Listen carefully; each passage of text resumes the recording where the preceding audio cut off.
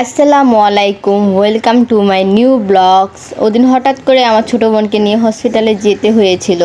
ও যেহেতু প্রেগনেন্ট, এই জন্য ওর সমস্যা হচ্ছিল। ম্যামকে দেখিলাম, ম্যাম বলল তাড়াতাড়ি করে আলট্রাসাউন্ড করে আসতে।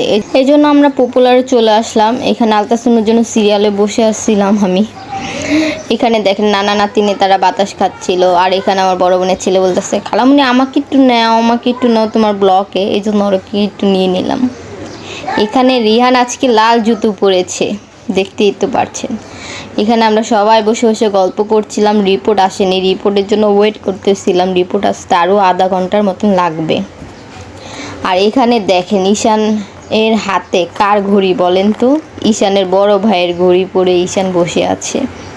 ওদিন হসপিটালের বেশিরভাগ মানুষই ঈশানের দিকে তাকিয়েছিল আর বলতেছে, এই ছোটো বাচ্চার হাতে এত বড় ঘড়ি কেন? এটা কি ওর ঘড়ি? আমি বলি না, এটা ওর ভাইয়ের ঘড়ি। যাই হোক, রিপোর্ট আসেনি, এখনও ওয়েট করতেছি। অবশেষে রিপোর্ট এসে পড়লো। এখন আমরা চলে যাব মেরিন ওভার। লিফটের জন্য ওয়েট করতেছিলাম, কিন্তু লিফট আর পেলাম না, তাই হেঁটেই চলে গেলাম।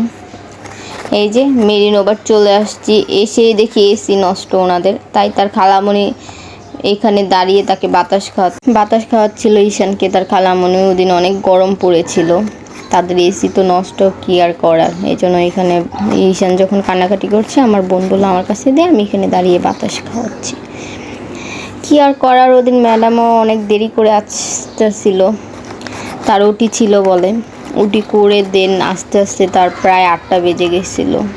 এই জন্য বসেছিলাম আমরা। আর তাদের নানা নাতিনের আলাপ চুম্মাচাম্মি শেষ হয় না। যাই হোক, ম্যাম চলে আসছিল, আমার বোন ভিতরে ঢুকে গেছে। ম্যাম বলল রিপোর্ট ভালোই আসছে, একটু ইনফেকশন হয়েছিল, এই জন্য এরকম সমস্যা হয়েছিল ওর। যাই হোক, ম্যামকে দেখিয়ে আমরা এখন বাসায় চলে আসলাম। বাসায় আসার সাথে সাথে ফ্রেশ হয়েই আমি খাবার নিয়ে বসে পড়েছি।